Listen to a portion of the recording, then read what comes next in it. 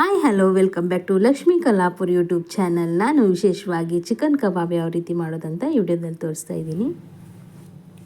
ನಾನಿಲ್ಲಿ ಚಿಕನ್ ಕಬಾಬ್ ಮಾಡ್ತಾಯಿದ್ದೀನಿ. ನಾನು ತೊಗೊಂಡಿರೋ ಸಾಮಗ್ರಿಗಳೇನೆಂದರೆ ಹಸಿಮೆಣಸನ್ನು ತೊಗೊಂಡಿದ್ದೀನಿ, ಅರ್ಧ ಲಿಂಬು ತೊಗೊಂಡಿದ್ದೀನಿ, ಇದು ಗರಂ ಮಸಾಲೆ ಪೌಡರ್, ಕೊತ್ತಂಬರಿ ಸೊಪ್ಪು, ಪುದೀನ ಸೊಪ್ಪು, ರುಚಿಗೆ ತಕ್ಕಷ್ಟು ಉಪ್ಪು, ಹಾಗೆ ಸ್ವಲ್ಪ ಖಾರದ ಪೌಡ್ರ್ ತೊಗೊಂಡಿದ್ದೀನಿ, ಸ್ವಲ್ಪ ಎಣ್ಣೆ ತೊಗೊಂಡಿದ್ದೀನಿ 2-3 ಚಮಚದಷ್ಟು, ಒಂದು ಮೊಟ್ಟೆಯನ್ನು ತೊಗೊಂಡಿದ್ದೀನಿ.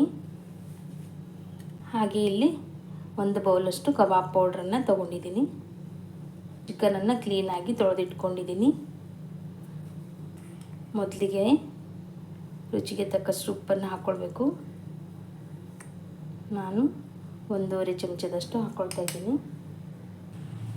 ನಂತರ ಲಿಂಬು ತೊಗೊಂಡಿದ್ದೀನಿ. ಲಿಂಬನ್ನು ಚೆನ್ನಾಗಿ ರಸ ಹಿಂಡ್ಕೊಳ್ಬೇಕು.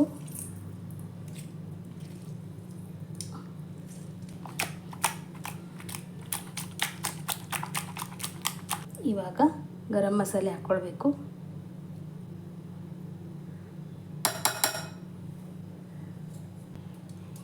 ಇಲ್ಲಿ ಹಸಿಮೆಣಸನ್ನು ಹಾಕ್ಕೊಳ್ತಾ ಇದ್ದೀನಿ.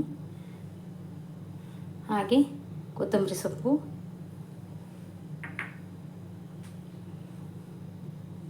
ಪುದೀನ ಸೊಪ್ಪು. ಇವಾಗ ಈ ರೀತಿಯಾಗಿ ಮಿಕ್ಸ್ ಮಾಡ್ಕೊಳ್ಳೋದ್ರಿಂದ ಚೆನ್ನಾಗಿ ನಾವು ಹಾಕಿರುವಂಥ ಪದಾರ್ಥ ಹಿಡ್ಕೊಳ್ಳುತ್ತೆ. ಇವಾಗ ಸ್ವಲ್ಪ ಖಾರದ ಪುಡಿ ಹಾಕ್ಕೊಳ್ಬೇಕು. ನಂತರ ಸ್ವಲ್ಪ ಎಣ್ಣೆ ಹಾಕ್ಕೊಳ್ಬೇಕು. ಸ್ವಲ್ಪ ಕಬಾಬ್ ಪೌಡ್ರನ್ನು ಹಾಕ್ಕೊಳ್ಬೇಕು. ಕಬಾಬ್ ಪೌಡ್ರ್ ಸೇರಿಸಿದ ನಂತರ ನಾವು ಒಂದು ಮೊಟ್ಟೆ ತೊಗೊಂಡಿರ್ತೀವಲ್ವ, ಅದನ್ನು ಇದಕ್ಕೆ ಒಡೆದು ಹಾಕ್ಕೊಳ್ಬೇಕು. ಹಾಕ್ಕೊಂಡು ಚೆನ್ನಾಗಿ ಕಲಿಸ್ಕೊಳ್ಬೇಕು. ಆವಾಗ ನಮಗೆ ಗೊತ್ತಾಗುತ್ತೆ ನಾವು ಮತ್ತೆ ಎಕ್ಸ್ಟ್ರಾ ಕಬಾಬ್ ಪೌಡ್ರ್ ಸೇರಿಸ್ಕೊಳ್ಬೇಕು ಬೇಡ ಅಂತ. ಮತ್ತು ನಮಗೆ ತುಂಬ ತೆಳು ಅನಿಸಿದರೆ ಮಸಾಲೆ ಪದಾರ್ಥ ಎಲ್ಲ ಮತ್ತೆ ಕಬಾಬ್ ಪೌಡ್ರನ್ನು ಸೇರಿಸ್ಕೊಳ್ಬೇಕು. ನಾನು ಮೊಸರು ಮತ್ತು ಶುಂಠಿ ಬೆಳ್ಳುಳ್ಳಿ ಪೇಸ್ಟ್ ಹಾಕದೇ ಈ ಕಬಾಬ್ ಮಾಡೋದು ಯಾವ ರೀತಿ ಅಂತ ಈ ವಿಡಿಯೋದಲ್ಲಿ ತೋರಿಸ್ತಾ ಇದ್ದೀನಿ.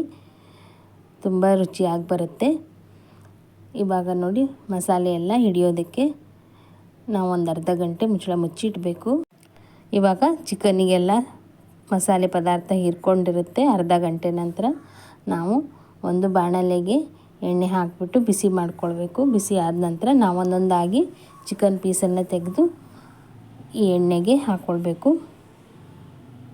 ನಂತರ ಸ್ವಲ್ಪ ಸಣ್ಣ ಉರಿಯಲ್ಲೇ ಬೇಯಿಸ್ಕೊಳ್ಬೇಕು. ಆವಾಗ ಒಳಗಡೆ ಎಲ್ಲ ಚೆನ್ನಾಗಿ ಬೆಂದು ಬರುತ್ತೆ.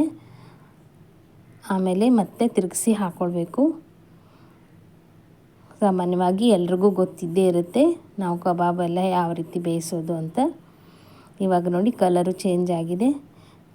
ಇವಾಗ ಚಿಕನ್ ಕಬಾಬ್ ರೆಡಿಯಾಗಿದೆ. ಈ ರೆಸಿಪಿ ನಿಮಗೆ ಇಷ್ಟ ಆಗಿದೆ ಅಂದ್ಕೊಳ್ತೀನಿ. ಇಷ್ಟ ಆಗಿದ್ದರೆ ಲೈಕ್ ಮಾಡಿ, ಶೇರ್ ಮಾಡಿ, ಸಬ್ಸ್ಕ್ರೈಬ್ ಮಾಡೋದನ್ನು ಮರಿಬೇಡಿ. ವಿಡಿಯೋ ಸ್ಕಿಪ್ ಮಾಡದೆ ಪೂರ್ತಿಯಾಗಿ ನೋಡಿದ್ದಕ್ಕಾಗಿ ಧನ್ಯವಾದಗಳು.